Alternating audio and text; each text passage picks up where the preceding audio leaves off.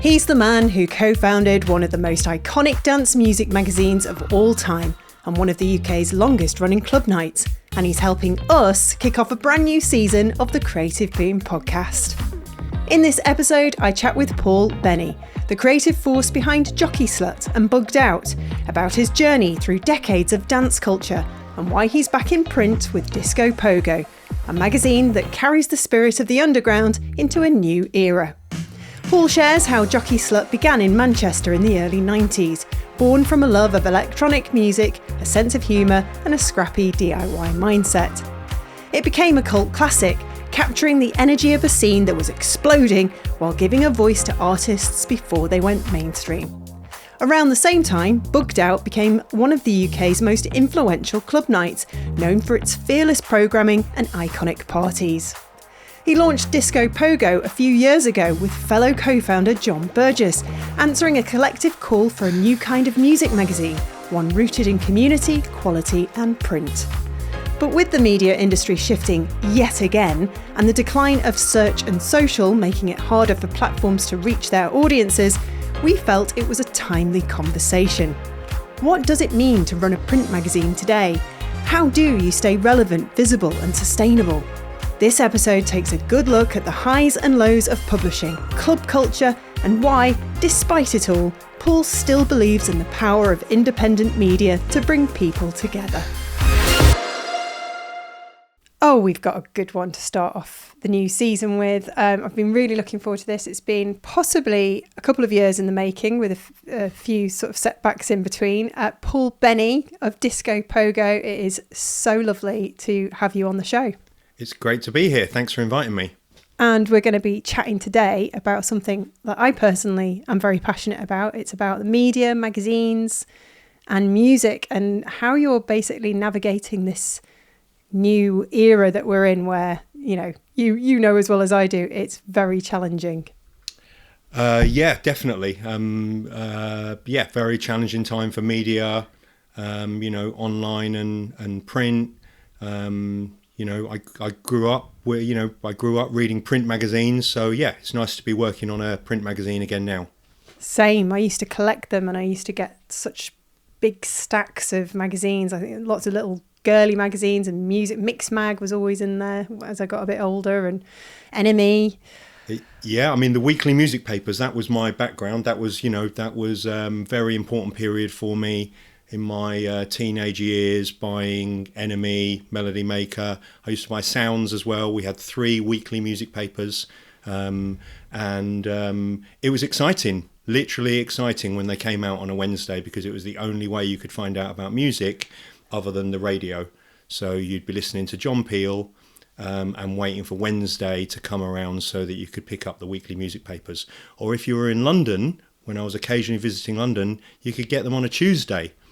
That was really exciting to get them a day early. All before the internet, all before social media. It was, media was king, wasn't it, really, back then? You'd read, if you wanted to find out anything about what was going on in music, what gigs there were, what records were coming out, what gossip there was, the only place that you could find it was in the weekly music papers. And if you read a review in the NME and it was said that an album was a 9 out of 10 and it was a great record, without hearing a note, you went to the shop and you bought the record, which just sounds crazy to the way that compared to the way we operate nowadays. Oh, you'd definitely get dressed up, wouldn't you? You'd curate your outfit, make sure you look like you belong to that kind of crowd. Exactly. All part of it. But I mean, nowadays, if you hear that something's good, you go and listen to it, don't you? Yes. You turn on Spotify or another streaming service and you check it out. But or if you were to read a good review somewhere in a broadsheet newspaper, for instance, you're unlikely to go and buy the record, a vinyl copy of the record, for instance, just off the back of that review. Mm-hmm. You're going to go and listen to a bit of it and see whether that person, is right or not. But yeah. Do you know what we tend to do? Do you know what we tend to do these days, Paul? We go to festivals, and in prep for the music festival, this is how sad I've become. We'll sort of find a playlist on Spotify and listen to it for the weeks leading up to the festival. We did that for Green Man in August. And we were like, oh, these sound good. Oh, we'll definitely go and watch those. Oh, let's make a note of that band. We'll go and watch those on the Friday night. And that's how we do it. It's so funny how times change. But that's a great idea. That's not a sad thing to do. It's that's one of the upsides of streaming services, that you can you can be going to something and you can think, right, there's 20 bands here I've never heard of. I'm going to go and check them out. So there is an upside to it, but there was a certain magic to buying a record off the back of a review that you might never have bought otherwise, because the person writing the review had taste that you trusted.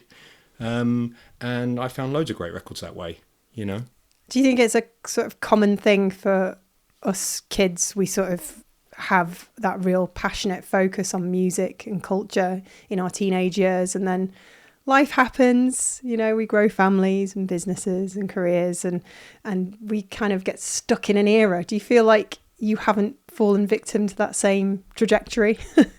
I feel like I haven't fallen victim to that, actually. But what I've become more comfortable with now is looking back a bit more. So I think, for a long time, I was so I was so determined not to fall into the trap that you just described, that I was just completely obsessed with new music, and the things that I really loved, and I loved 20 years ago or 30 years ago, I was never listening to. Yeah. And that's a bit of a shame. So now I've got a bit more comfortable with, looking back. I'm still interested in new music and listen to new music every day. But, I've realised that if it was a good album 20 or 30 years ago, it's probably still a good album now. So I'm a lot more comfortable with enjoying the things that I've grown up with, while at the same time trying to keep on top of new stuff. I love that. Do you still buy the merch? Sometimes. I mostly buy the merch for my kids, though, because, I'm off to Billie Eilish tomorrow. Oh, nice. At the O2 with my kids, and they'll definitely be wanting T-shirts. And we've just come back from Glastonbury. They both got Charlie XCX T-shirts. So I suppose I'll occasionally buy merch. I was browsing the LCD Sound System merch at the gig that I went to of theirs at Brixton Academy. Didn't end up buying anything, but so yeah, occasionally. But most of the merch purchases for my kids nowadays. Yeah. So you haven't got that kind of uncomfortable big gap between yourself and your kids because you've gone a kind of similar level, or are there things that you're introducing them to that they've never heard of, or vice versa? Well, I mean, they've got their own taste. But at Glastonbury, they went to see Charlie XCX. I went to see Neil Young. I would have loved to have seen Charlie XCX, but I couldn't do both. And I thought, I'm never going to get a chance to see Neil Young ever again. No, exactly. Whereas there's going to be other opportunities to see Charlie XCX. But then another nice thing at Glastonbury is my youngest daughter, who's 13, she wanted to see Gracie Abrams. So we went to watch her, and she was great. And there was another artist, Faye Webster, that my older daughter wanted to go and see. So I went to see that with her. And I have to admit, I'd never knowingly heard a Gracie Abrams or a Faye Webster song ever before. So I heard them for the first time there, and they were both great. They were both, talented, independent, strong women. And all I thought of was that I was, really proud of my daughter's tastes, basically. Yeah, well, she probably gets it from you, and your partner. Maybe. And I have obviously gone through the process of introducing them to loads of stuff, David Bowie and Talking Heads and those things that are just incredible, that you're like, you've got to know about this. When they both started getting interested in vinyl, then, of course we introduced them. But at the same time, it's best to let them work it all out for themselves, isn't it? Yeah. I don't 100%. really want them to just inherit my taste. I'd rather them do what I did, which is get a bit of guidance from, other people, but also just figure it out for themselves. Yeah, absolutely. And without going too much into your background, because we're focusing on what's happening now, but you were behind the print magazine Jockey Slut, which was very popular back in its day, which sadly came to an end. Well, yeah. I mean, I went to Manchester Polytechnic, which is now called Manchester Metropolitan University. Yeah. So I can now say I went to uni, but I didn't really. I went to Poly.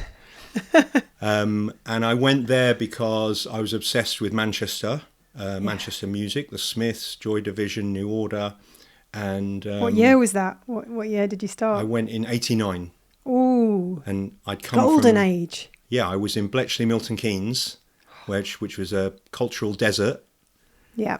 And all of a sudden, I was in Manchester in 1989, and Manchester was happening, and I'm reading about, in these weekly music papers, which are my absolute Bible, I'm reading that this is the best place on earth to be if you're into music. I couldn't believe it. So, I got into the Happy Mondays and the Stone Roses and the Inspiral Carpets and the Paris Angels.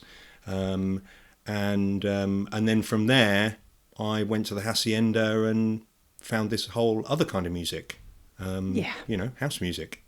Kind of didn't look back. So I was determined to be a music journalist. It was the only job I ever wanted to do. I thought I thought that's what I'm going to do. That's the thing I want to do. There wasn't a second and a third choice. Was never going to be a musician. I didn't have any talent in that area. Obsessed with music, wanted to be a music journalist, wrote for the college magazine, which was called Pulp. And me and my now partner in Disco Pogo, we became joint music editors of the college magazine. Kind of an embarrassing thing. It was a mix-up. We'd both been promised the job, so we both turned up, and we were like, "Oh, we better share it."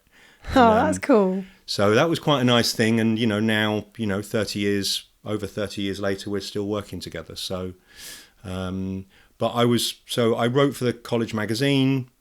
My course finished.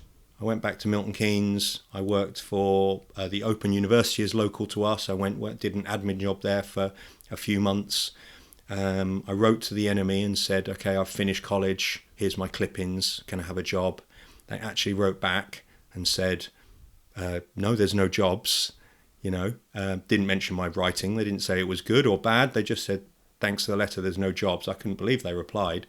But I also thought, oh my God, what am I going to do now? Oh, bless. I was going to write for the NME. That was my job. That was your dream. That was my dream. And the second, like I said, I didn't have a second choice. I wasn't going to go and work for the Open University for the rest of my life. Great institution, obviously. Probably an amazing place to work as well. But that's what I wanted to do. So I went back up to Manchester and said to John Burgess, who'd ended up running the college magazine for a year after he'd finished his course as a paid job. He had access to an A4, an Apple Mac computer with a black and white A4 screen. Gosh. They had a phone in the office as well. Wow. And I just said, I didn't get the NME gig. Oh. So I think we used to stay up and be on the Hacienda dance hall talking about ideas of things we could do together. And we said, well, let's start our own magazine. Oh. And I can see you, I can see you back then in your face. I can see the kind of innocence, the naivety and the charm. And like, okay, well, all right, that's not going to work. So what next? Yeah, there was naivety, definitely. And there was a lot of energy. And, I was 22, obsessed with music in this incredible place, in Manchester, when, like I said, the best place to be in the world if you're into music at that particular time, even beyond 89, even in 92, it still was. I thought, let's start our own magazine. So, obviously a fanzine. And we got a little bit of money together. I seem to remember it was about 500 quid. Blimey, that's a lot. We maxed out our overdrafts, and I think we got a bit of help from the Prince's Trust at some point, but I'm sure it was hundreds of pounds, not any more than that. And I took photographs at the time, so I took my camera and I went out to clubs and took photos. Me and Jono were both journalists. Well, we decided that we were journalists by that point. So, and we found a local printer, and I wandered down to the Hacienda and knocked on the door and said, "We're starting a magazine. Will you advertise?" And they said yes. Amazing. A guy called Leroy who ran Dry Bar. So he said, "Yeah, I'll take one for Dry Bar and we'll take one for the Hacienda," which is an incredible thing, isn't it? That's amazing. We're 22 years old. The magazine doesn't exist at this point, and they're already committing to an advert. Things like that really gave us, a lot of belief. And we got the first issue together, and then we'd go to the shops like Eastern Bloc and Piccadilly Records and other record shops around the Northwest. It was 99 pence a copy. We'd drop the magazines off in each shop saying sale or return. It's like if you don't sell them, then it's not going to cost you anything. And even though the first issue, I don't think it was an incredible piece of work or anything, but it had a certain spirit, and it connected with people. And the only other things at the time, if you were interested in dance music and you wanted to read about it, was Mixmag and DJ. Yeah. And as good as they were kind of a different thing. We had this quite punky, fanzine-y take on things, resonated with people. So that sold well. So we thought we'll do another one. Brilliant. And go around the record shops, collect all the money in cash, obviously, put all that money together, and then pay. And okay, well, the next issue we'll print a few more. We did. I think we did 1,000 of the first issue. It's actually quite a lot when you think of it nowadays. Next issue, we printed a few more copies, and then we went through the whole thing again. Next issue, we printed a few. Then there was a little bit of a tipping point about 3 or 4 issues in. We'd done a cover feature with Andrew Weatherall, and he'd taken his shirt off, and I'd done this photo shoot with him showing all of his tattoos. Wow. That got people in London interested in the magazine. So what we would do is we'd sit in the Polytechnic office, use their phone and phone up all the London record shops and say, can we send you 10 copies? And it kind of worked. We managed to get a load of copies down to London. We also got in trouble for the Polytechnic because back then phone calls actually cost money. And they got a huge bill, and we got in a bit of trouble. Jono got in a bit of trouble. But I think we worked it out with them, and but yeah, the phone and the phone and their computer were incredible resources, to us at that point. And then we bought our own computer, and it just carried on growing like that. And it's very clever, very simple, but very, very smart way of doing it. I think it was probably the only way you could do it. I mean, you could raise money, but at the time, I don't remember hearing of anyone raising money using that phrase. I don't remember hearing of anyone getting investment for a creative project. There was no Kickstarter or crowdfunding or I remember talking to the bank and saying to the bank, HSBC or something, can we have a loan? And I don't think that was successful to begin with. So what we had to do was, it was all about, getting the money in from one issue, putting it all into the next one. No one working on the magazine at that point was getting paid. But eventually we did turn it into a business, and we had an office in Beehive Mill in Ancoats in Manchester. Yes, know it well. Actually, the funny thing is it was a huge office, because property was so cheap back then. So we were this little independent magazine with quite a big office, and we got to the point where there was me and Jono, we had our designer Graham, we had someone selling ads. We also had a bookkeeper in the office because there was no QuickBooks, so the bookkeeper had to come to the office once a week and go through all the checks, and This is great. And the other thing was for content, for when people wrote for the magazine, they would write it at home on their typewriter or their Amstrad computer. God. And then we must have got to a point where people brought in discs, but quite often people were typing it at home on a typewriter, coming to the office and then inputting it into the computer, manually. And then we also had the occasional work experience person that would do typing for us. But it's funny looking back, doing a print magazine. It was quite it was genuinely a physical thing from beginning to end. No internet. So you were just moving words around on discs or on bits of paper. And then when it came to when we'd finished the magazine and we had to take it to somewhere to get the films made. Yeah. So we'd take the whole computer. Oh my goodness. We'd carry that and we'd be like, don't drop it. My gosh. Because that's the magazine gone. We'd take that to the place that would output the 4-colour film. Then you get a big stack of film, and then we'd get a courier to take that film, to the printer. And I think maybe for some people that haven't been through that, to imagine that, it's quite an odd thing, isn't it? Because obviously we put a magazine together, now, another print magazine, and the process is completely different and a bit easier, I have to say.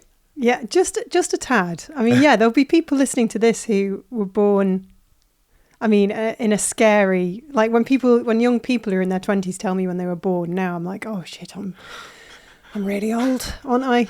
I look in the mirror and I'm like convincing myself I'm doing okay. But it's like, oh my God. Like my husband the other day said the last time you went to Glastonbury was 18 years ago. I was like, what? 18 years ago? I'm not old enough to have gone to Glastonbury 18 years ago. This is insane. That happened to me recently when I went to see Massive Attack, and I was saying to the person I was going to, I think I saw them a few years ago, and he went, what, around that tour when they did that thing? And I went, yeah, that's the one. He was like, that was 18 years ago. Shit. And I was like, I thought that was like 3 or 4 years ago. It's mad, isn't it? When did it all, where does the time go? These young people today, they don't know how fast it's going to speed off. I think it must be difficult if you're someone who, it must be difficult to imagine pre-internet. If you've only ever known post-internet, Yes. So to imagine no mobile phones and no internet, I do think that must be quite an odd thing to do. Like what did you do? How did you like pass the time? When I think back to how we would put together, a magazine and how we'd work as well, like we worked really hard and I was in the office 5 days a week. I was running a club at the weekend. I'd be out Friday to Sunday, come back on a Sunday night, and we'd be in the office every Monday morning. And I used to think, well, why didn't I take some time off? But one of the reasons is because you couldn't work from home. No, that's true, actually. We had some desktop computers in the office. No one had a laptop. There was no internet. So you could have the day off or go to work. There's I'll just keep an eye on stuff from home. I love that you casually sprinkle in there, in the weekends I was running a club. Bugged out. Well, yeah, bugged out. That's been going 30 years. We're just celebrating our 30th year. And amazing. That was in Beehive Mill as well at Sankey Soap, which was downstairs. It was a great night. A very messy night, Paul. We started the night because we were running this magazine. We got people like the Hacienda advertising in the magazine. And we had no ambition to run a club night. It was enough for me to be running a magazine. I was like, I wanted to be a music journalist. All of a sudden, I'm a music journalist, and I've got my own magazine. And but then Andrew Spiro and Rupert Campbell, who were running Sankey Soap at Beehive Mill, they got in touch with us and said, "Do you want to run your own club night? We need someone to do the Fridays." And we were talking about that energy that we had back then. I was a say yes person. It was like, you want to run your own club night? Okay, I don't know what that involves, but yes, of course. I know what it takes to go to a club night. I don't know what it takes to run a club night. I suppose you just pick the DJs and you make a flyer and then you tell all your mates to come, and that turns out that is what it is, or that's what it was then. Only ends up being one of the most popular long-running events of the, dance world. It did end up being. It did end up. It started relatively quietly, and then a bit like Jockey Slut, we reached a bit of a tipping point. We had, to begin with, it had been our friends, and friends of friends, and it had been going quite well, but not sellouts. And then we flew in Richie Hawtin, and I don't know. I can't remember how it happened, but I think we would have been into his records. Find the phone number on the back of the record. Phone these people or fax them, and then they might put you in touch with an agent, but sometimes they didn't have an agent. Book their flight, pick them up from the airport, and we had Richie Hawtin on, and it was a complete sellout. And all of a sudden we were like, oh, this is a club that's successful, or could be successful. It's certainly successful tonight. Yeah. And then we started booking bigger names, but at the same time we still did the same thing. We'd buy records in Eastern Bloc. If we liked the record, find the phone number, and we flew in. A lot of the people were from Chicago or Detroit. Some of them more well known, some of them not as well known. People like Green Velvet, who's very well known nowadays, he became a bit of a regular, and it was exciting. We'd fly them in, pick them up from the airport. Like I said, I had a mini metro. And pick them up from the airport, drop them off at the hotel, and then we'd be working all week on the magazine, like 10 till 6 or something in the office, except around deadlines when we practically slept in the office. But and then we'd nip home and then be back at Sankey's for 9 o'clock when the club opened. And my friend James Holroyd was our resident. He'd be warming up. And then we'd have the guest DJ on at midnight till 2. It sounds early, but clubs finished at 2 then. So, then after that, we'd go back to my house or someone else's house. After parties, and then we'd be up for the rest of the weekend, and then back in the office Monday morning.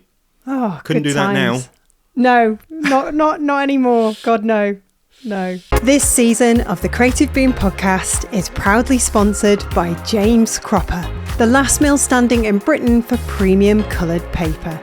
Its new colour source range puts designers first, giving you direct access to 50 stunning shades in a range of weights and textures straight from the mill. Incredible colour, crafted in the Lake District and delivered straight to your door. Discover the paper that brings your ideas to life via paperandpackaging.jamescropper.com. I got carried out of a toilet once by a bouncer at Sankey's. Oh, really? Oh, wow. It's all right. Somebody sneaked me back in. I was all right. Okay, good.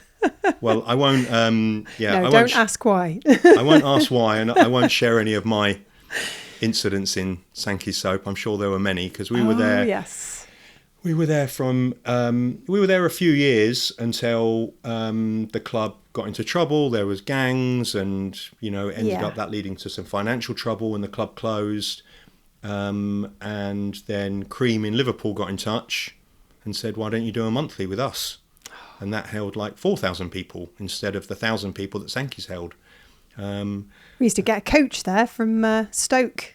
Oh, really? We'd all organise it, all of our college friends, and we'd rock up in tiny little bikini tops and tiny little hot pants. It's funny, we've been looking at, because we're putting together a book at the moment, a 30th anniversary bugged out book, and looking for photos of the time, and there aren't as many photos as no one took photos. No one had camera phones. But yeah, there were a lot of people going to Bugged Out at Nation in Liverpool, Cream in Liverpool, all kind of gate crashed up. We don't really remember it. We were like, was it like that? But I suppose... It could be. It depended on the vibe. Like if it was an LTJ Bookham night, which I used to like to go to, it was a bit more kind of grungy and baggy jeany. I think what there was there was all different kinds of people. But yes, there was definitely an element that you had these kind of ravers in that kind of gate with that gate crasher look. Yeah. I suppose when you've got a club and there's 4,000 people in it, you get all kinds of people, It's not. It was nice. It was like the way to socialise on a weekend, wasn't it, back then? We loved it. I mean, it was that was another... because we had 3 rooms at Nation in Liverpool, we could book a lot more DJs. even though it was only once a month. But we could book, all different kinds of DJs, house DJs, techno DJs, drum and bass DJs, big beat DJs, and it was just it was a great compliment to the magazine, So we would be saying, if you do an interview for the magazine, we'll book you for the club, and vice versa, Sounds like a whirlwind, a perfect storm, and it all probably worked very well for many, many years, obviously before things started to change. But before we come on to that, what is your favourite memory from that time, Paul? Well, there's a moment when I think it was our 4th birthday, so it must have been 1998, I think, and we're doing Cream in Liverpool, and we'd asked Daft Punk to play our birthday, and because I'd been the first person to interview them, we'd had them in the magazine, we had a good relationship with them, and they said it wasn't quite the right time, but wished us the best of luck, and so we booked the rest of the night, and distributed all the flyers and the posters and that kind of thing, because that's how you promoted a club night. There was no mailing list, no internet, just flyers and posters. And then I think it was about a week before the event, Thomas got in touch from Daft Punk and said, "Oh, I do want to play actually." And we were like, "Wow, okay, that's great." Awesome. And we were like, "Okay, so it's just you, is it?" And you're gonna, and I think he was going to do a little kind of live thing, like a Thomas Bangle to Decks and Effect thing. Brilliant. And then they came back to us and said, "No, Guy-Man wants to come as well. It's a Daft Punk thing." Oh wow! So we were like, okay, that's amazing, obviously, and we agreed to it. They got paid. They just wanted us to pay for their Eurostar. Didn't want paying. That's cute. And but we're like, well, how do we let people know? So we went round and I think we got some people to do it actually, but we had to get some stickers printed for the posters saying, and Daft Punk are playing. It was the only way that you could get the word out. But I suppose what you did have then was word of mouth. Yeah. So because everyone doesn't assume that everyone knows everything, as soon as you put on the poster that Daft Punk are playing, you don't have to tell that many people, Yeah. and they're telling all their friends, and their friends are telling their friends. And so anyway, I remember being at that night, Daft Punk are in the main room, and I'm in front of mine and Jono's club night. We've accidentally become club promoters. It's a complete sellout with 4,000 people or something. Daft Punk put on Stevie Wonder's Happy Birthday, and it was a bit of an emotional moment. Oh. It's although there's lots of those years that I don't remember, that is one memory that always has stayed with me. Just standing there, looking at the room, Daft Punk playing this record for us. When people say what's my best moment, that's always the one that comes to mind. Yeah, I can see you getting emotional now. I do actually feel a bit emotional, which has taken me by surprise. Oh, but the thing is, you've obviously worked very hard. I think you and I share that in common. We're always trying to find the next thing to do, to figure out the next steps, and we never really give ourselves permission or time to just take a step back and say, "Oh, actually, we've actually achieved quite a lot here. This is really good." So, yeah, get emotional. I mean, gosh, lots to be proud about. But I would never have taken a moment to step back then.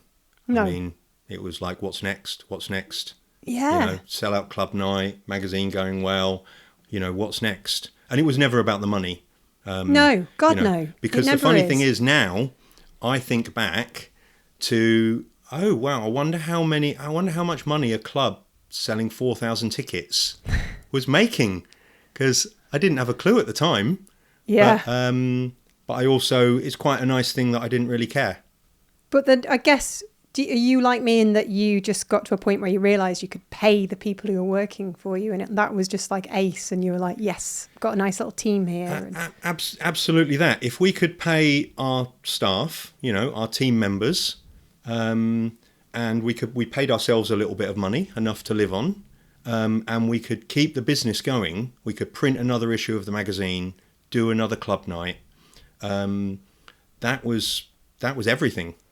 I never thought of, I really didn't think of anything beyond that, not, buying somewhere to live or going on holiday or We probably didn't really even spend that much money, but it was definitely all about, if those businesses could keep going, it was everything, which is kind of a good and a bad thing.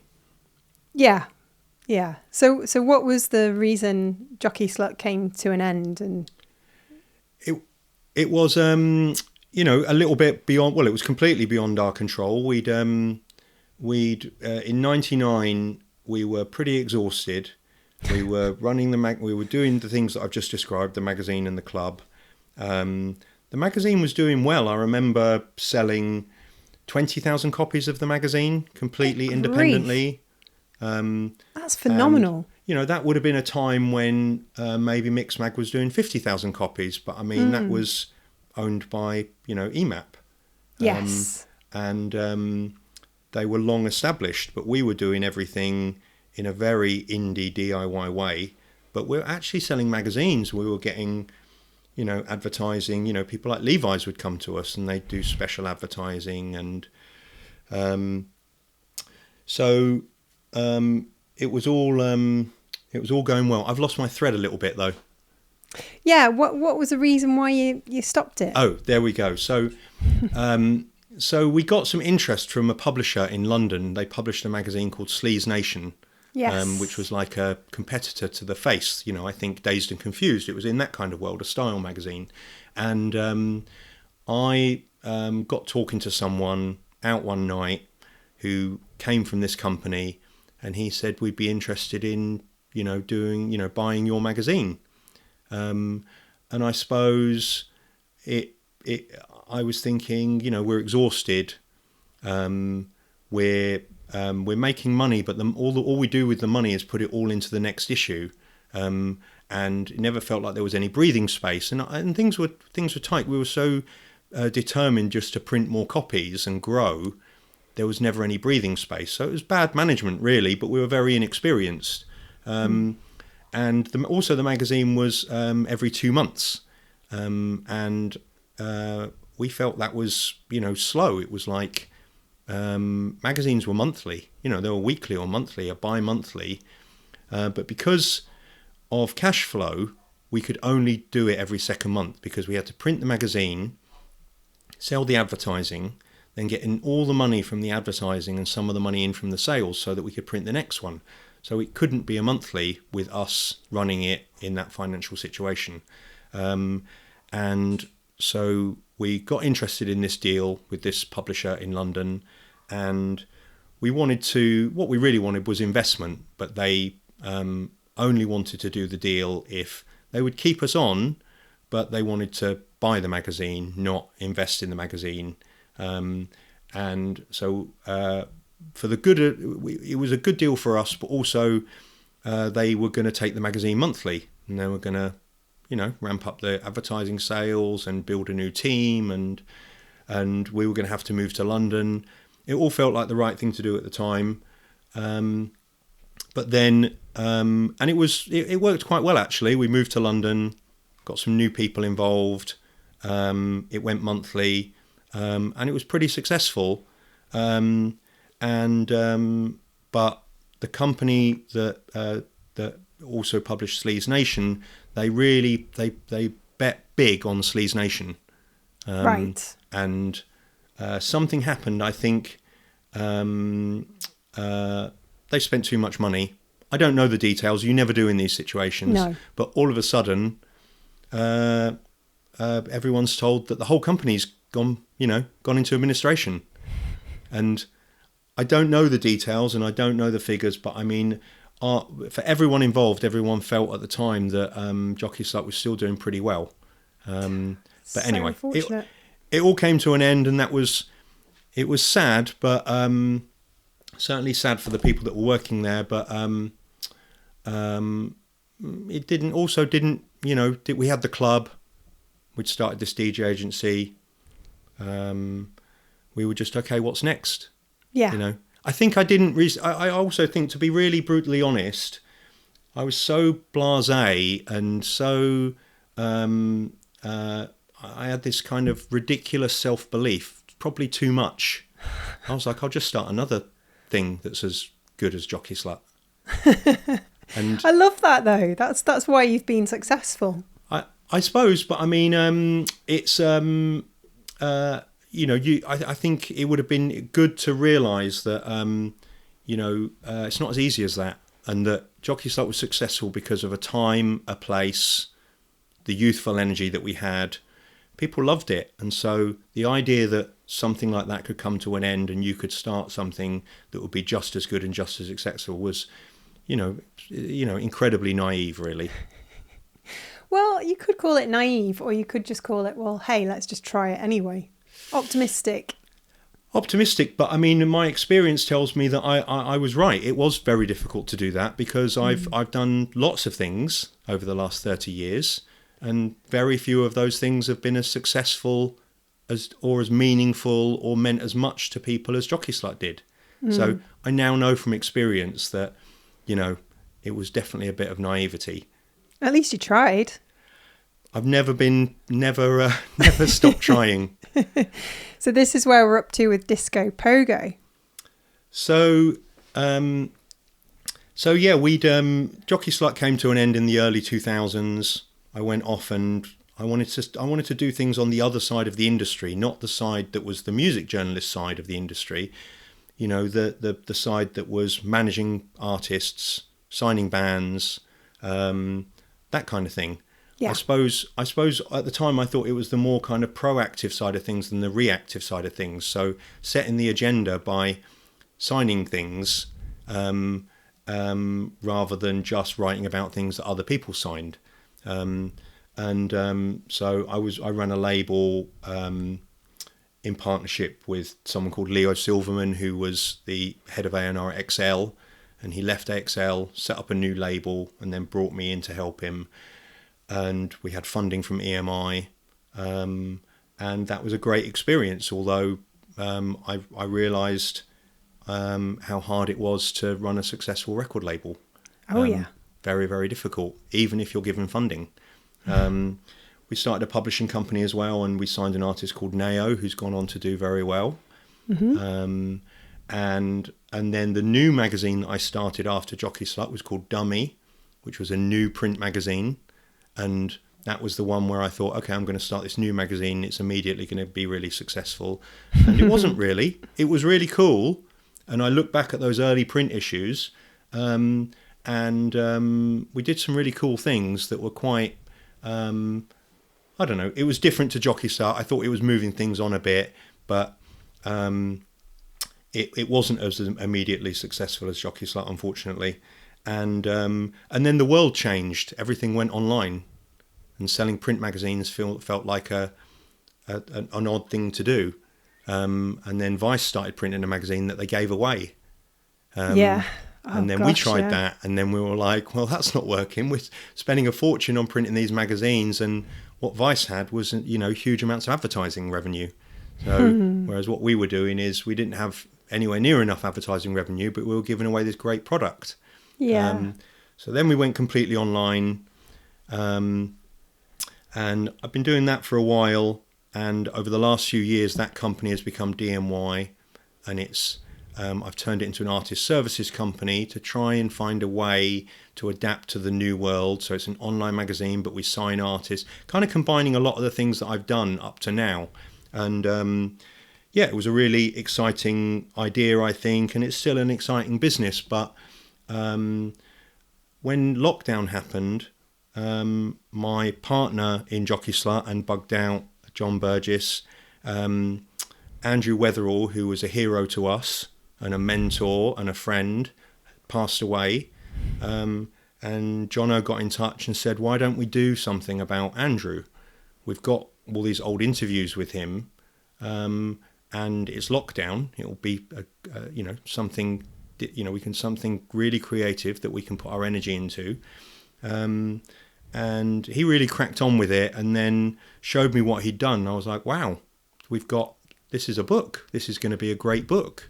So we did a Jockey Slut tribute to Andrew Weatherall, and we decided that all the profits would go to Andrew's favourite charities. And we got in touch with Andrew's, estate and talked to them about it, and they specified the charities that the money should go to.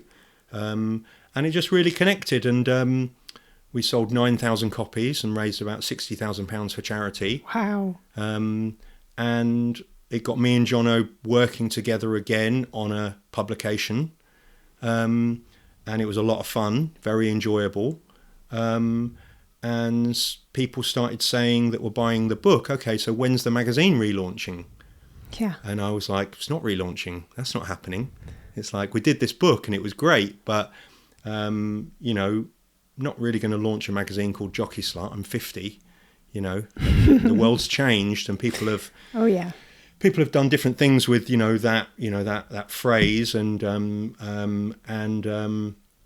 then as time went on, I think because we'd enjoyed the process of putting together this print publication, we were like, okay, well, what is it we can do next? That can't be it. And we thought, well, maybe we could do a magazine, but it can be inspired by Jockey Slut, but be a new magazine by people we're different people to the one I was 30 years ago. Uh-huh. The world's changed, so the content's going to be different. And we thought, okay, but still very risky to do that and just all of a sudden hope that people buy it. The Weatherall book was a unique thing.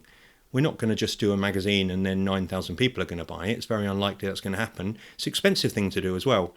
Yeah. So we did a crowdfunder because we thought, well, if the crowdfunder's successful, we know people want to pay for this new magazine. What a contrast between when you first started the first lot compared to now. I mean, I bet that was a revelation. It was, and it also shows our more measured approach, But yes, there was this technology available to us, a crowdfunding platform.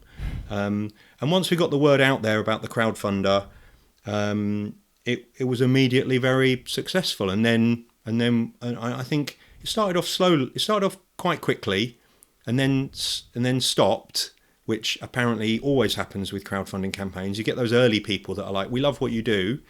Then you need to get to the next stage. So when we hit the quiet period, we started working it a bit because we started thinking, well, we want to do this now.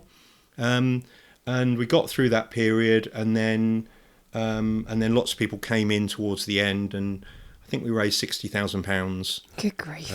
Did we write about you? We did, didn't we? I think so, yeah. Yeah. Thanks for the support. That's all right. I wasn't asking for it. I was just like, did we support you? I hope so. And it enabled, and when we were like, okay, obviously we were over the moon, but we were like, we've got to do this now.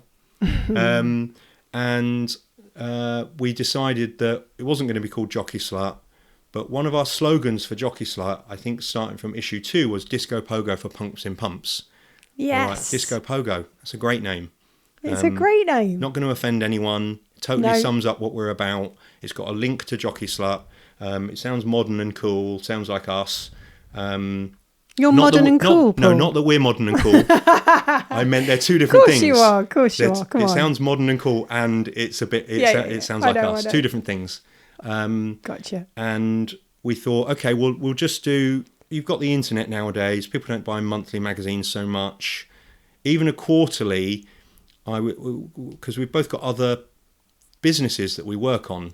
Yeah. I thought, let's do a twice yearly, really thick coffee table type magazine about electronic music with beautiful design, great writing, great photography, pay everyone properly. Yeah. From the beginning, pay all the journalists properly, pay the photographers properly, pay the people that work on the magazine properly. The only people to begin with that didn't get paid were me and Jono, which was very similar to when we'd started 30 years ago. But that's fine. That's what you do when you're trying to get a business off the ground. You do, yeah. And I suppose, it immediately seemed to resonate with people, and was immediately enjoyable. And Jim Butler is our editor, and he was the deputy editor of Jockey Slut back in the day. And Chris Jones is our designer, who was the designer on Jockey Slut back in the day. And his partner Harry does production, so it's a very small team. We've obviously got loads of journalists that we know. Lots of our friends are music journalists, but also we've tried to find new people and young people. And we thought the magazine, some of the things that we thought were very important was that it had to be very authentic. It had to be a good reflection of us now at this time in our lives. I didn't want to find myself trying to run a magazine that was for 20-somethings pretending to be that person that I was 30 years ago. So can I run a magazine about electronic music where we're comfortable with our age, and we're covering people who are comfortable with their age. And that's been really interesting because, we've interviewed people like Orbital and Left Field and, loads of people, DJ Harvey on the last issue. These are people that have been around for a while. Yeah. They've lived a bit. And they're also people that are still very, people our age are interested in them, but young people are interested in these artists still as well. And what we discovered quite quickly was, the other thing was, these people had stories to tell. Yes. They'd lived. Yeah. So we would find ourselves proofreading the magazine. I remember reading the interview with Left Field, moved, because these were people that are talking about, and it sounds depressing, but it's not depressing. They were talking about lives well lived. They were talking about coming through illness and coming out the other side, suffering, we've interviewed people that have come through depression and come out the other side. We've interviewed people that have overdone it with drugs or alcohol and come out the other side. And so most of the time, when I'm proofreading, because obviously I'm not writing the whole magazine, but I'm reading the whole thing before it goes to print. And we'll find articles that we're messaging each other on Slack going, have you read this? It's, it's quite a story. We cover those people that are that will resonate with that people our age will be interested in electronic music, but also young people are interested in these people. Plus, we also try and make sure we get some younger people in there as well, some newer names, but what you get, the bonus of being comfortable with finding these older people to cover is the stories are brilliant. They're not talking about, they're not scratching around to try and find a reason why they made the album or called it this or looking for an anecdote. They don't need to scratch around. You turn the mic on, they tell you what they've been through in the last 30 years, and it's some of the features I'm really proud that we published them, and they're also the kind of things that you don't read anywhere else. Yeah, brilliant. You found a niche again. And isn't the fifth decade supposed to be our happiest? Well, is that true? Is that that's what I heard. I feel pretty happy. Good. You look it. But it's the 40s that are a nightmare. I think when you get to this age, you're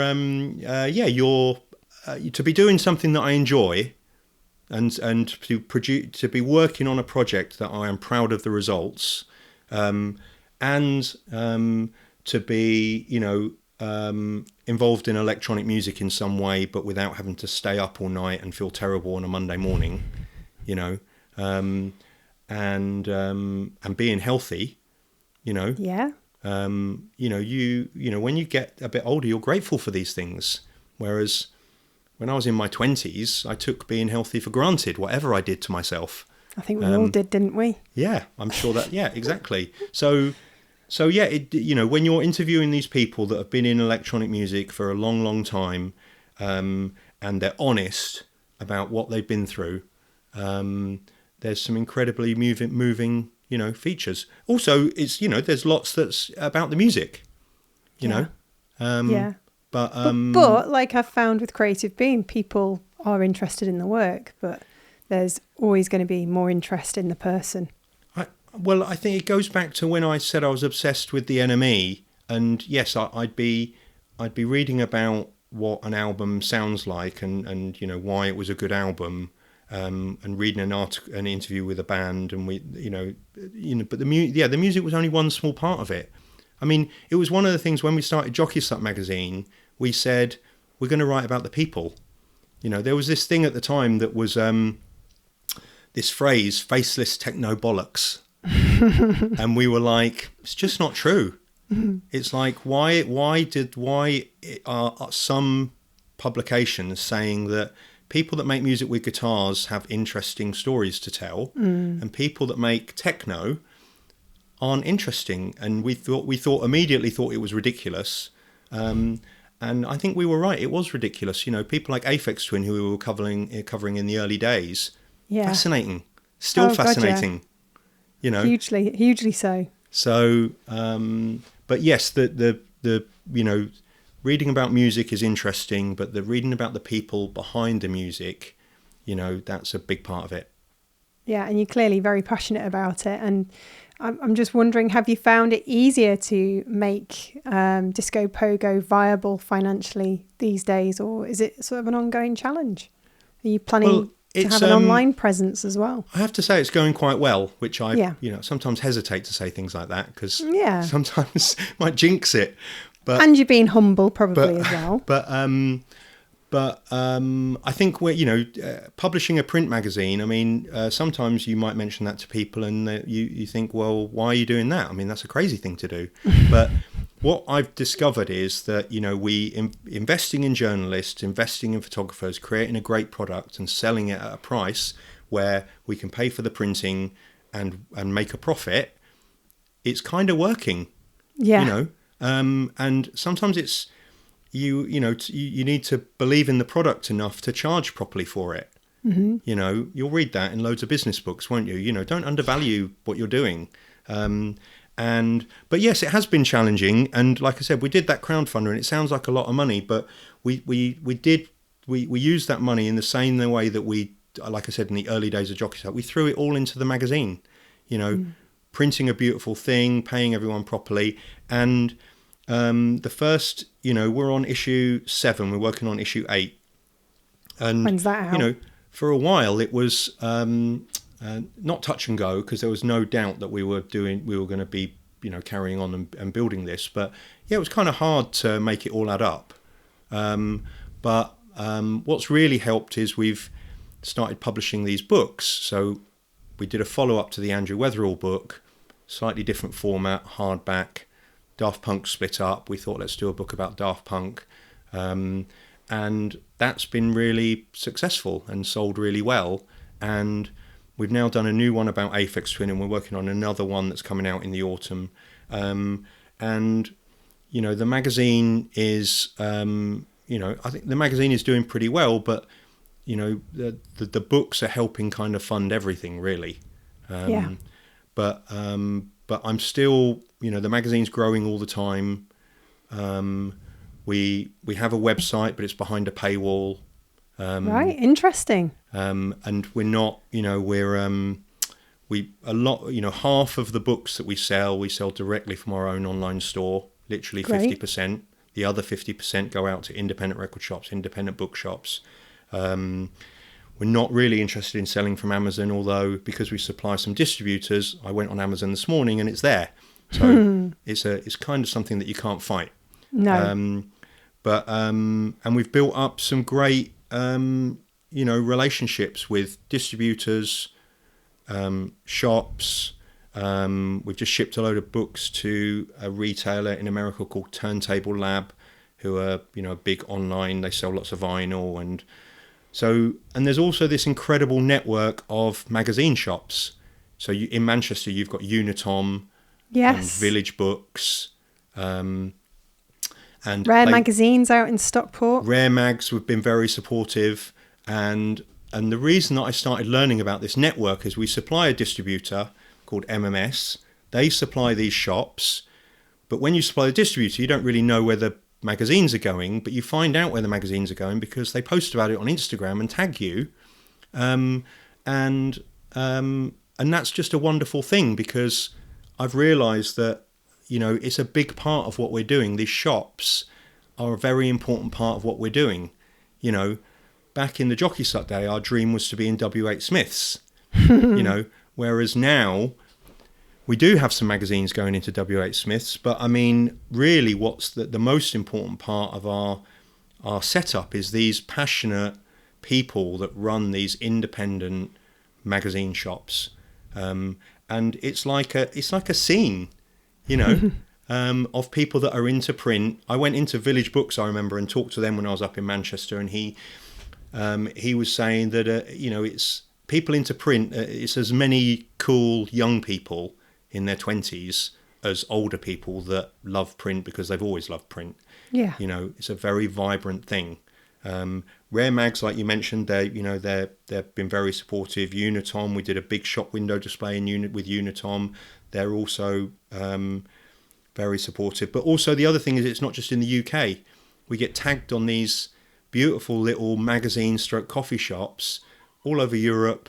Your little face lighting up telling me this, and I love it. We follow them because, like I said, it feels like they're quite an important part of what we're doing. It's this network of magazine shops run by passionate people. It sometimes feels like we can't get back the magic of the 90s, but actually, I think when you look at the journey you've been on and where you're at now, you've still got a lot of that magic happening. It's just it's just that the vehicles have changed. I totally agree. It's a different kind of magic, you have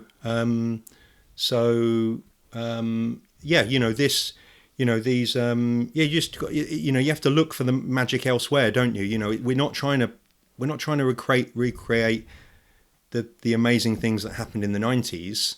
We're like, what is that? What's the, I love your word magic. It's like, what's the new magic? Yeah. And one of the things is, also people that post and tag us on Instagram are people buying the magazine.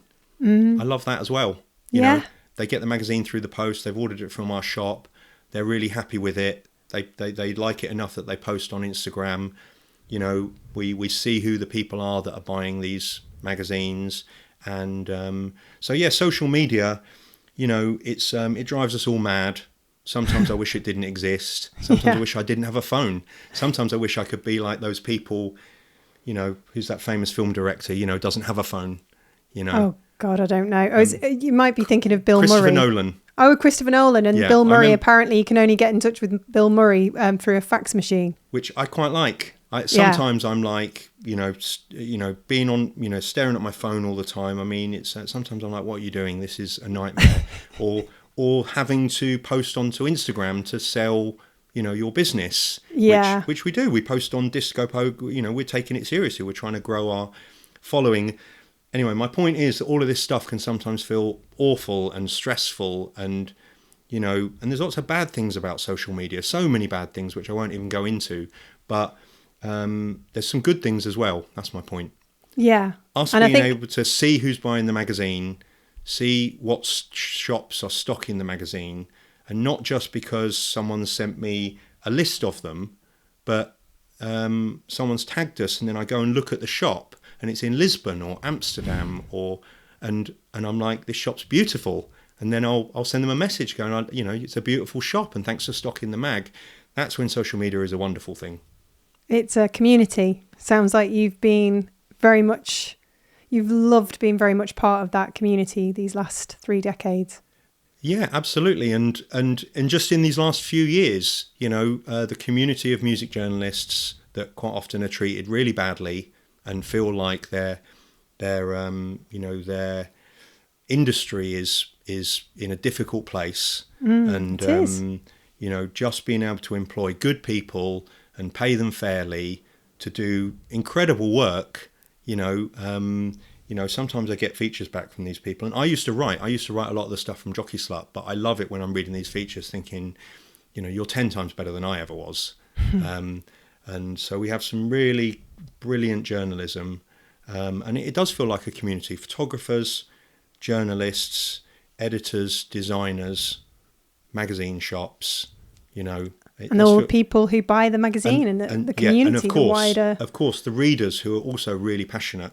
It does feel like a community. It's quite a joyful thing.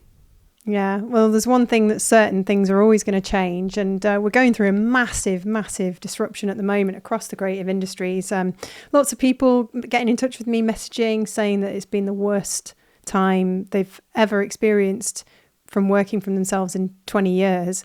I guess people listening to this who are suffering from what's happening, we'll be inspired because you have clearly pivoted and you've just figured out what's next and tried different things. So, you know, it's kind of like we need to sort of get our heads out the sand a little bit and just say, okay, well, things aren't going to go back to the way they were. It would be lovely if they were as glorious as print was in the 90s, but that's not going to happen. So how can we survive the next 20 years doing something we love? Yeah, I mean, you know, absolutely. What you've said is, I feel for, people that are, I've been, as you are, I'm on LinkedIn sometimes nowadays. Actually, sometimes I hate it. Sometimes I quite like it because, there's some good people on there. Yeah. And you see people that are, looking for work and, being honest about struggling a little bit. And I think it is a tough time to be in, music or the creative industries in general, or be a music journalist or a journalist of any kind. And I certainly haven't got all the answers, but I do feel very grateful that we've done something that we're passionate about, only because we're passionate about it, and it seems to be working. But I don't take that lightly. Of course, I've learned from mistakes that I've made in the past, and to be fair, I did try and apply that thinking to Disco Pogo. So I shouldn't say that it's all by complete accident, because that's being disingenuous. I did say that the magazine has to be, people have to buy it. We're not giving away content for free. We're going to pay people properly. We're going to be ambitious that the content's got to be brilliantly written, so we're going to get good journalists. We're not going to try and employ people cheaply, leading to an inferior product. So yes, we have applied that thinking, and so like I said, I'm certainly not going to say that I've got all the answers. But what we did was, I learned from my mistakes.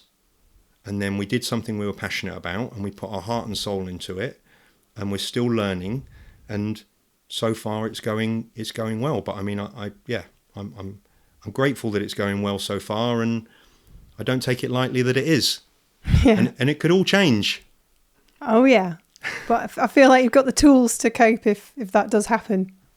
Hopefully, and we are still we're not getting carried away. It's still a passion project. We're growing very organically.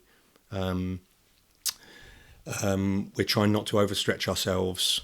I think in the past, maybe I've always liked doing lots of different things, and trying to remain focused on, just making the things that we're doing good and better, rather than trying to, ending up spreading ourselves too thin. Sounds like you've had an amazing adventure so far, Paul. I look forward to seeing what's coming next. Yeah, it's all an adventure, and it's not over yet. No, gotta keep going. And when you work for yourself, when you run your own businesses, you've just got to keep going, haven't you? That's a good bit of advice, isn't it? Keep going. Yeah, don't give up. Thanks again to James Cropper for sponsoring this season of the Creative Boom podcast. Remember, its colour source range gives designers direct access to 50 beautiful shades and a choice of textures, all crafted in the Lake District and delivered straight to your door. Explore the collection and bring your next project to life at paperandpackaging.jamescropper.com. And now we're going to ask you some questions which you've chosen from a big long list. It's going to give us a little bit more of an insight into the person behind the brand. Okay, can't wait. These are things you've prepared for, so we're not going to throw any kind of surprises at you. But we're going to start with something I always find really interesting when you're talking to somebody who's obviously quite a generalist and has done lots of things across different mediums. But what's a discipline or medium you secretly wish you were really good at? I'd love to be a musician. Oh, so that makes sense. My entire career, I've been in the music industry. I've been a music journalist and run magazines and signed artists and run a label and all of those things. adjacent to, music, and but never, made any music of my own. So, and it wasn't my, I didn't ever really want to be a pop star or anything. I always realised that my, career was going to be in and around music rather than, being in a band or something. But whenever I talk to someone and I tell them what I do, they say, "Oh, can you play? Can you make music?" And I go, "No, I've got no musical talent whatsoever." So yeah, to be able to play an instrument, I'd love to be able to, I'd love to be able to play the guitar. Why don't you just learn? Well, I have done, like a lot of people in lockdown. I had a little we've got a guitar in the house, we've got a bass in the house, we've got amps that my brother's given me, and an ukulele. We did have. I don't know if we've still got. The kids have had those, and so I've got no excuses. Yeah. But it's all about focus, isn't it? Yeah. So, I so much of what I do nowadays is a bit of this and a bit of that, and emails and texts and phone calls, and what you need to make music is focus. You need to turn all that off and spend an hour every day, and so I do think that maybe when I can I'd love to get to that point in my work life when I could be like, yeah, Mondays I'm learning the guitar. I'm jamming, man. Yeah. Don't message me on a Monday, man, because I'm and I also thought, being in a band would be a great thing to do. And you know what? Not a band as in making original music and slogging it out, trying to get people interested in what you're doing, but like an Iggy and the Stooges covers band or something like that. Something pure fun, playing someone else's brilliant music. Yeah. So maybe one day. Without the pressure. Love it. Which leads me on to another question, which closely tied, I guess. Have you ever been creatively jealous of someone, and how did you handle it? So, I saw this question, and I actually thought of someone quite quickly, who I'm a big fan of, Richard Russell, who is the founder of XL Recordings, best independent record label in the world. Home to Adele and the White Stripes and the Prodigy and a whole bunch of other acts. And I read his book, which is for anyone interested in the music industry or music in general. His book's incredible, a memoir about his life, and he's very humble in it, and but it's a great story. So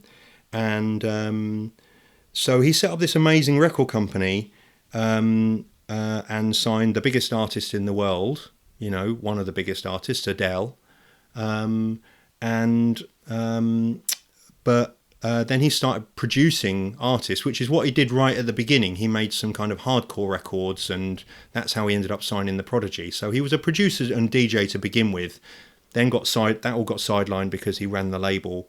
But in recent years, Richard Russell has stopped running the label and handed all that over to other people, because he doesn't want to sit behind the desk, doesn't want to be getting emails from people, doesn't want to be dealing with all the stuff that's associated with running a successful record label. It's a lot of work. And he produced one of his heroes, Gil Scott-Heron, and then went off and produced some other artists. And now he's in an incredible band where he brings in loads of musicians to collaborate on projects called Everything Is Recorded.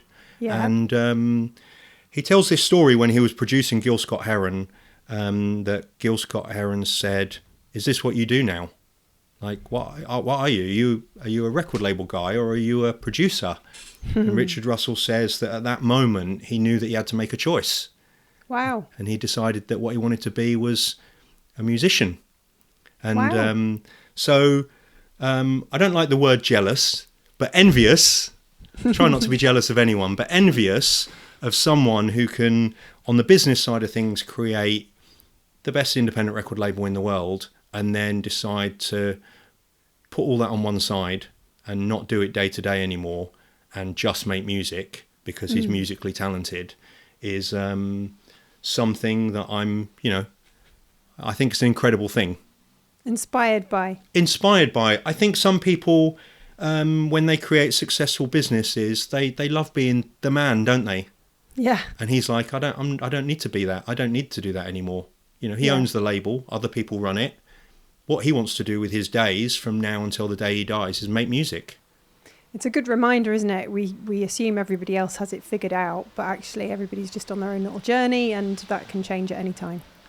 Yeah, and it's it's a reminder to me that, you know, I'm at that stage where I have to do all the other stuff, the paying bills and the emails and the social media, and but it is a reminder to try and focus on the things that, so if you didn't have to do that stuff, what would you do? You know, one thing for me is that I think that I would still be publishing magazines and books. And so I love to go through that thought process, like, why are you doing this? And if you could do anything else in the world, you win the lottery tomorrow, you don't have to do it anymore, would you still do it? And with the publishing books and magazines, I think I would. Oh yeah, 100%. I'd still do Creative Boom, even if I was like loaded and could just go and live a fancy life. So how lucky are you to be able to say that? Oh yeah. It's so, it's an incredible thing, and we should both be very grateful. I would just get a bigger team. Oh yeah. I mean, obviously you would make things a little bit easier for yourself. And there's parts of this that I do at the moment that I wouldn't, I'd rather not be doing. Yes. But the general thing, you running Creative Boom, me running Disco Pogo, would I want to carry on doing those things? Absolutely. This is why I don't understand when people say they're going to retire. Like, what do you mean? What are you going to do? Well, I mean, I suppose sometimes people hate their jobs. Yeah. Are you saying I've got privilege I didn't realise I had? I think that it's an amazing thing that you could say that you don't want to retire, and it's an amazing thing that, I wouldn't mind feeling like I could retire financially. Yeah, obviously. It's nice to know that you've got that. But I'm going to carry on doing it anyway. Yeah. But yeah, the people that I've spoken to who have retired, they retired because, the job was just a job, just a way of earning money. And when they had enough money, they gave it up. You don't feel like this is a job, do you, though? I sometimes do, when you're paying bills. And like I said, you've got to get that social media post out today. And, but no, in general, publishing books and magazines and writing about music that you're into doesn't it feels like I feel very lucky to be able to do it. Yeah, same. And I know you're a busy chap. You've got all these tasks every day that you have to handle, teams to manage, things to do. How have you got a small ritual or habit that makes your day better that you've managed to squeeze in?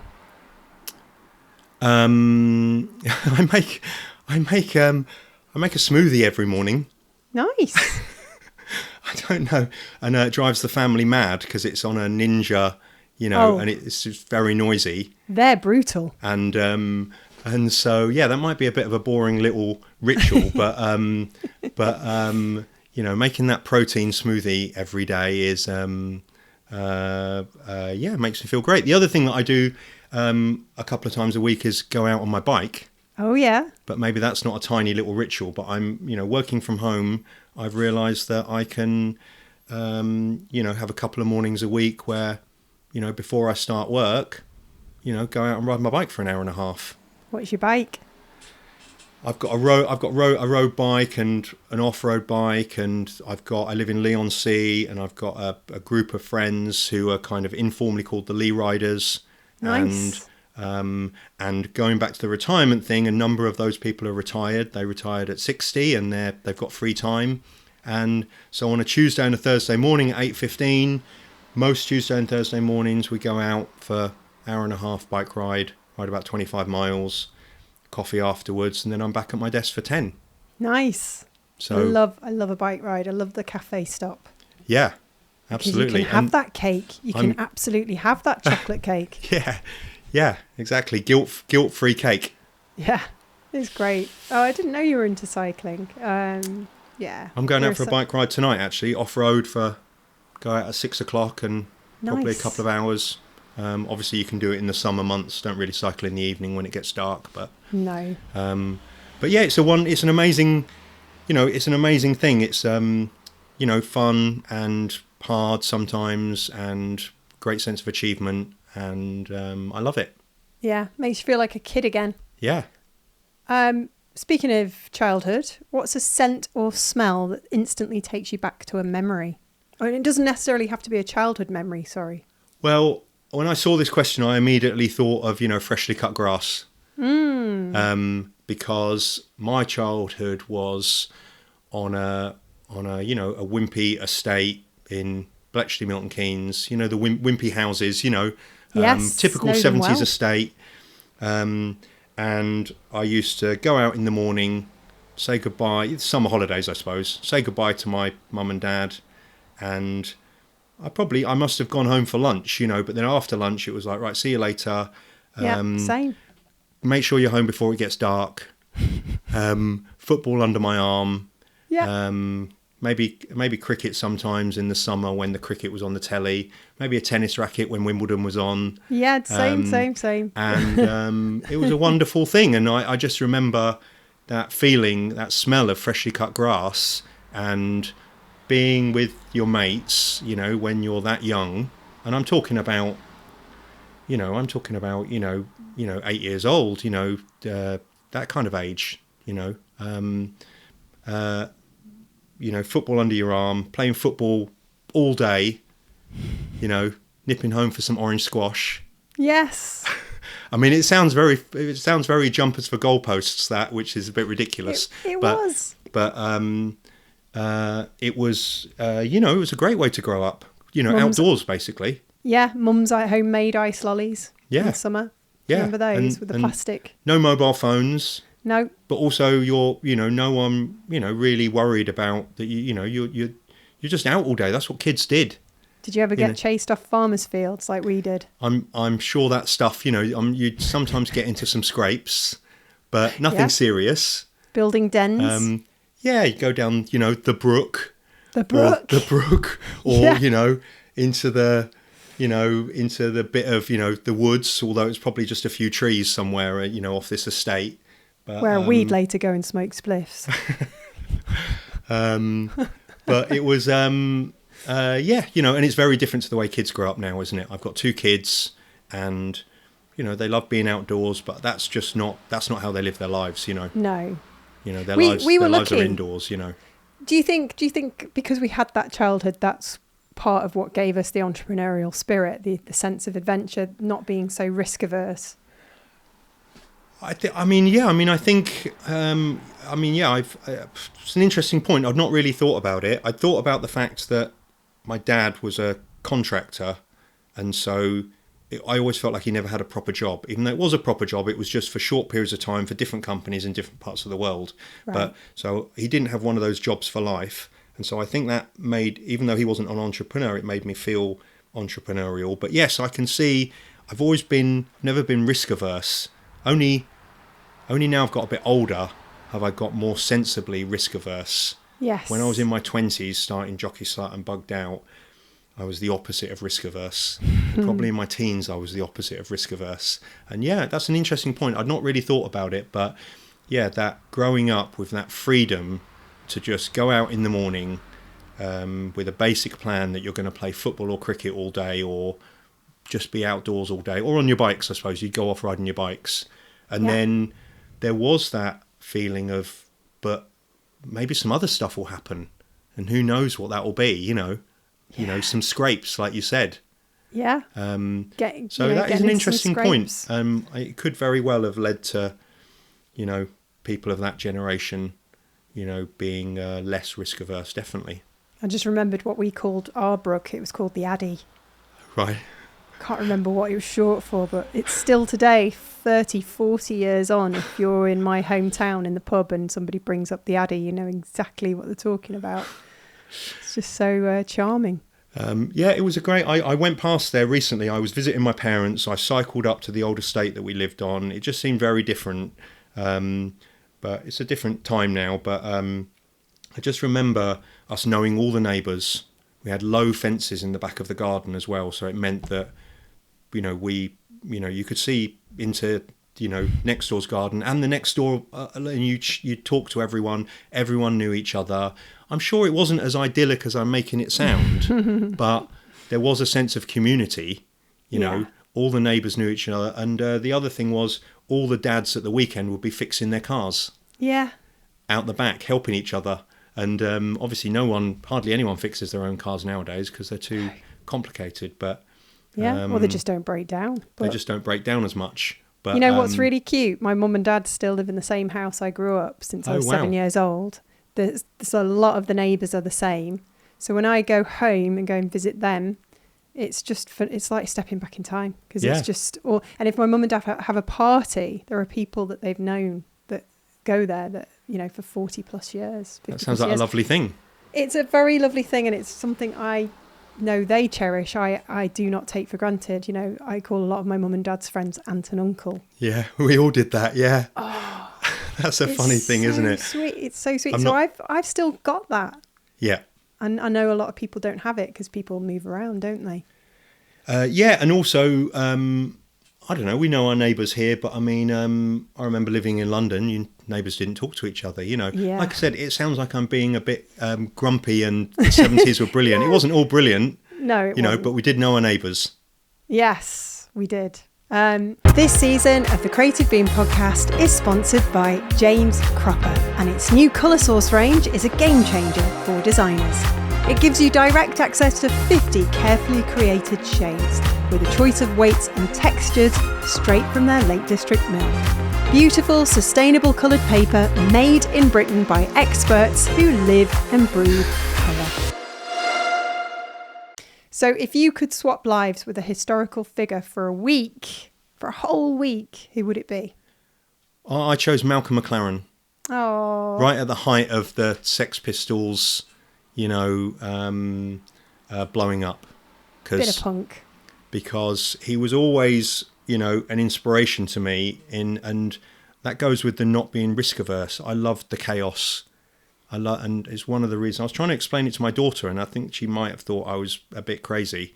But I was saying one of the interesting things about music for me was chaos. Yeah. It was anything can happen. You can do anything. You can be anything, and things like the Sex Pistols.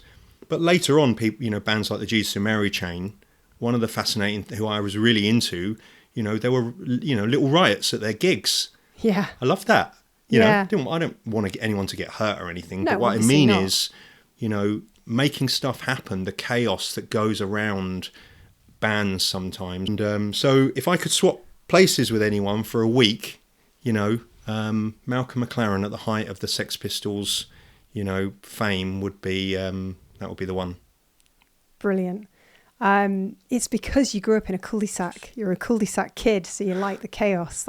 There you go. This is like some. I did grow up in a cul-de-sac. Yeah. Selina same. Close, Bletchley, Milton Keynes. Oh, I lived in Leighton Buzzard briefly when I was a kid. So that's just down the road. Yeah. Yeah, I know Milton Keynes quite well because of that, and I got my first bike from Habitat in Milton Keynes. Oh right. A cute little red and blue and yellow bike. Anyway. What's something you'd love to believe in, even if it's not real? Well, it sounds a bit heavy, but life after death. I don't think that's heavy. I think we all hope that, don't we? When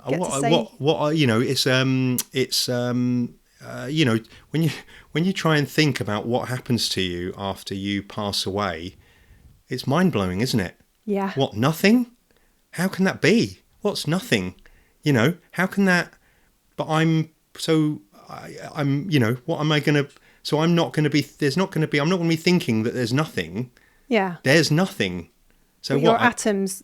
I'm not going to be thinking. Yeah. It's So. You don't actually fully go. You know that, don't you? Your atoms sort of just float into other. I don't know how it works. We're not actually here. We're just sort of made up of particles. Yeah. Isn't that mind blowing in itself?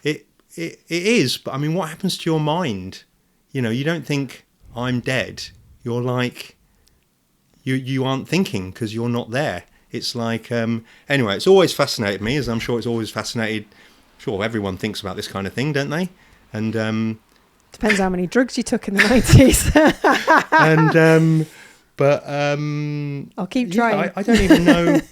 I haven't got that thing where I'd I'd love to come back as this, or I'd love to come back as that. It's not that. It's just you just want to know that you can see the people you love again. Yeah, to know that there was something. That's it. That's all it is. I mean, I was brought up Catholic, so I was brought up to believe in heaven. I don't believe in heaven.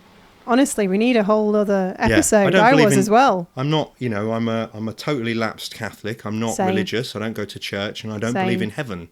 Do you still go into churches when you're in different cities, though, and do that thing where you just put a bit of coin in the thing and light a candle? I'm obviously very respectful of, religion and its personal choice. Mm-hmm. And I've got, obviously, I've generally not got a problem with it. Obviously, sometimes it causes problems, which is a terrible thing. But I mean, for some people, it's a great comfort, and that's fine with me. Of course. So no, it's not. I'm not religious, but I'd love to think there was something.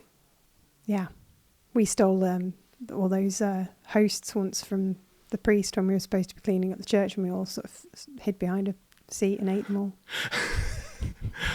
Yeah, I did. As a Catholic, the body of Christ and all that, and I did all that. But confession and I think when I was about 12 or 13, I said to my parents, "Do I have to go anymore?" I think I did the same. Yeah, and they said, "Not if you don't want to." And I said, "Of course I don't want to. I've never wanted to go, so I'm not going to go." And then they never went ever again either. Oh, that's cute. Because they were obviously, they thought that it was the right thing to do to take me to church. Oh. And as soon as I said, "Well, I'm not going anymore," I don't think they said to me, "Well, we're not going either." I just noticed that on a Sunday they weren't leaving the house. So they probably loved it. They probably think, "Gosh, this is getting our day back." I don't think they wanted to go to church either. Yeah. And they've never been back. Well, that's something I didn't expect to learn about you today, Paul. Both of us lapsed Catholics. There you go. But as for the question about what's next, I think there's comfort in knowing that it goes dark and that's it. And you don't know, because it makes our time here even more special. But those are my 2 pence. Yeah, I agree with that. And, I agree with that. And I'm not thinking about this particular thing, all day, every day. It's not keeping me awake at night.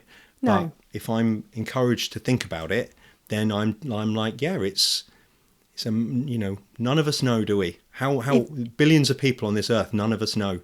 If you could find out what happens, if there was some sort of, I don't know, higher meaning.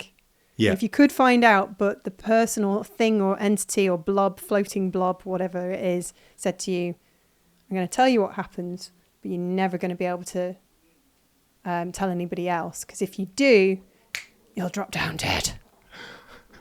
Well, that is a brilliant question. I love the scenario that you've created there off the top of your head. And I suppose I wouldn't want to know. No. So I'm saying I want to know, but I don't really want to know. Well, you wouldn't want to know in that case. I wouldn't want to know. You wouldn't be able to keep it secret. But, yeah. I mean, I suppose maybe it's fine the way it is. We don't know. Maybe that's the best way. Maybe it is, but can I just admit that for a long time in whenever it was, the 90s or the late 80s, I thought that when you died, Patrick Swayze would be waiting for you with a lot of bright light behind him. But, hey ho. That would be amazing. It would. It would. That and all the people you loved. Right. Not to be narcissistic, but anyway, dream dinner guest, dead or alive, who would you have? I'm going to go for Tony Wilson. Oh, good old Manchester. Because when we were running Jockey Slut, even when we were running the college magazine, Tony Wilson was available to us. We'd want to interview him. He'd make himself available to us. Good egg. He was supportive of what we were doing, even if we were sometimes critical of him. I remember hanging out with him a bit for various reasons, sometimes to do within the city. He was very visible in and around Manchester, but also making himself available to these people in their early 20s who we didn't really, we were just in the early part of our career, but we were talking to Mr. Manchester. Yeah, he probably loved it. And there was one time when me and Jono went to his office for a meeting with him about something, and now I can't remember what the meeting was about, but he said, "Look, let's walk and talk." Hacienda had shut at that point. He said, "The bailiffs are coming in the Hacienda tomorrow. and I want to go round and see if there's anything that I want to keep. And you guys can come with me. He said, oh, by the way, you can keep anything you want as well. Amazing. And so we wandered around the hacienda after it had shut, the day before the bailiffs had come in, with Tony Wilson. And I was a bit weirded out by the whole thing, because I thought it should be a sad thing. Like, the bailiffs are coming and the business is over. But he was just his normal self. And my partner, Jono, got a bollard from the edge of the dance floor. Brilliant. And classic. which he still has to this day, which I think is worth a lot of money. And I didn't take anything because I felt so weird about taking souvenirs. And now I regret it. I wish I'd got a bollard as well. There were there was plenty of bollards. There's a few bollards around the edge of the dance hall. Jono got one of them. I wish I'd got one. But and we moved to London, and Tony Wilson passed away, and I sent him a message when he was ill saying thanks for everything. I emailed him, thanks for everything, you really inspired us, you always had time for us. I joked and I said the only thing that we don't thank you for is the fact that he always said, some people make money, others make history. And so the whole thing was concentrate on making history, don't worry about the money. And I said, sometimes I wish that I'd thought about the money a little bit more. But anyway, he sent me a message back saying,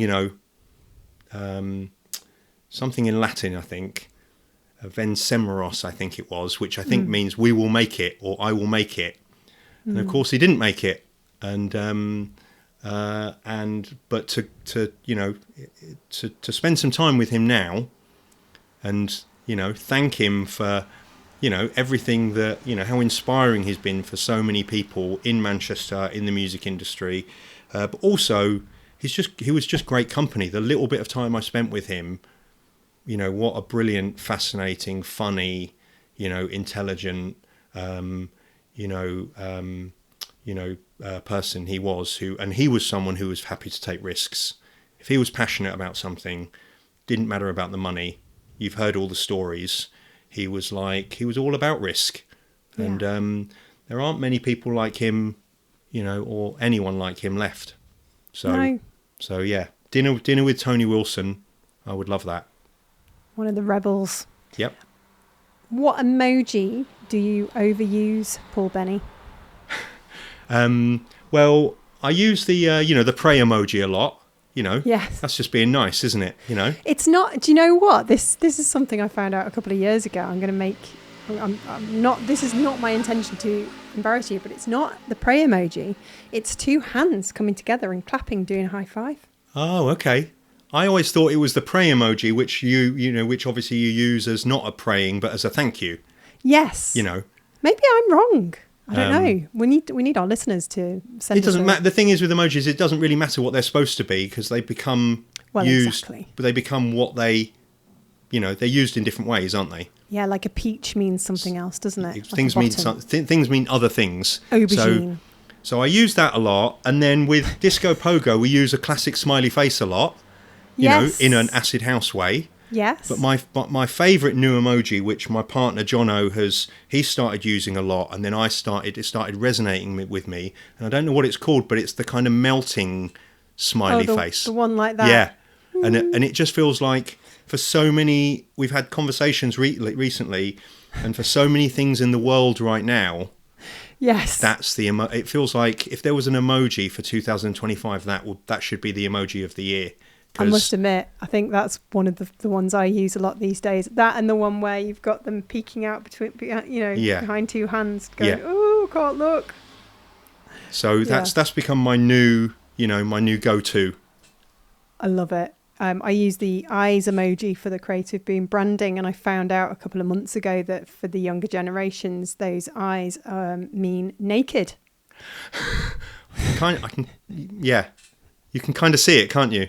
You can, but you can't unsee it after you've now mentioned it.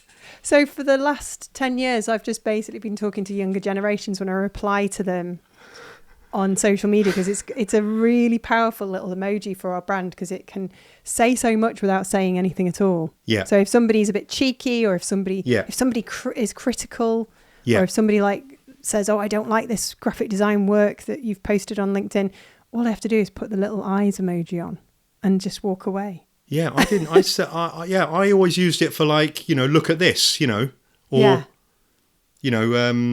you'd share something, wouldn't you? Use the eyes, like, that you've something is happening that you should keep an eye on. Yeah. I've never heard the naked thing, to be honest. How little did we know, eh? You know, there's so much that we have left to learn. I don't know what I'm trying to say. Now, for every episode of The Spark, we ask you a question that our previous guest asked, and then we carry on the chain for the guest after you, if that makes sense. So obviously we're in a new season, it's September. Our last guest in July was James Greenfield of Koto, and he asked the very difficult question: what's the most surprising thing about you? So all I could think of for this is, because I'm worried that I'm going to disappoint people, and people are going to immediately say that isn't that surprising or interesting. But all I could think of is that I'm American. I'm not born in the UK. I'm born in the USA. And, that is quite surprising, Paul. And I suppose, having spent, everything that I've done feels, quite British, I suppose, but my dad, as I mentioned, he was a contractor, an aircraft design engineer. He worked all over the world. I was born when he was working for a company in Atlanta, Georgia. And that's where I was born. And then I came back to England when I was 18 months old, but I went back out to I came back from America when I was 18 months old, but I went back out to America to live in Seattle when I was 9. Wow. Until I was 12 and a half, because he worked for Boeing out there.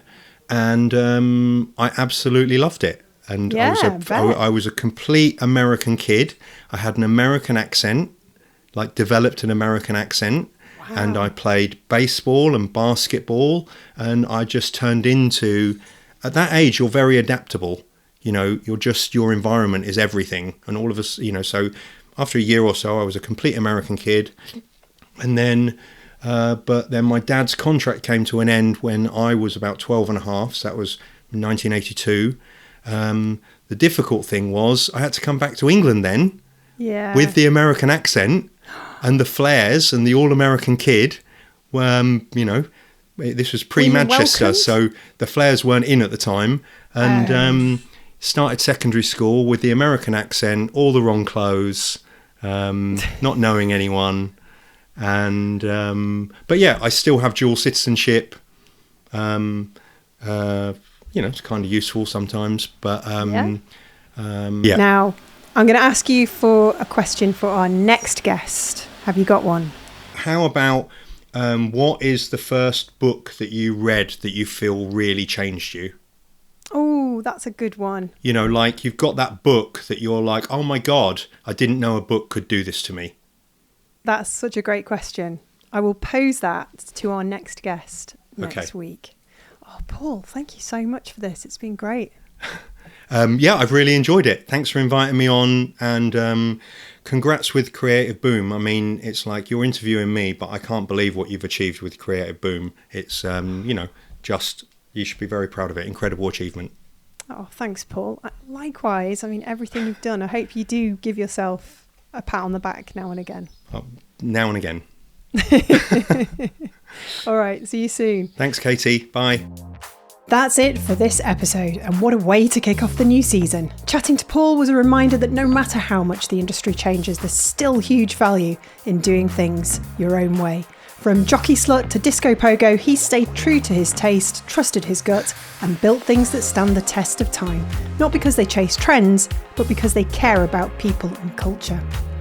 In a world where search is dying and social media feels like shouting into the void, it's encouraging to know there's still room for slow, thoughtful, beautifully made work.